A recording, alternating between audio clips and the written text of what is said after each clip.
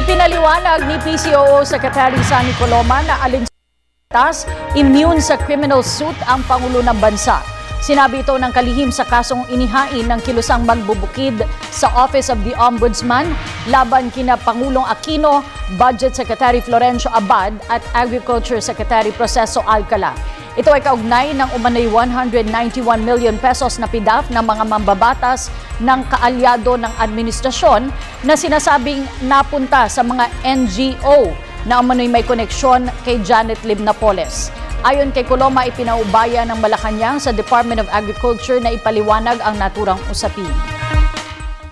The allegation cites the 2012-2013 COA report. The Department of Agriculture is required to explain the findings of such report and inform COA of actions taken to address such findings.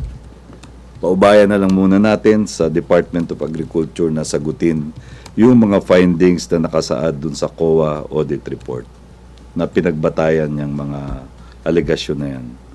Tungkol naman dun sa plunder charges, the President is immune from suit while in office. Secretary Abad and Secretary Alcala are capable of answering the allegations against them.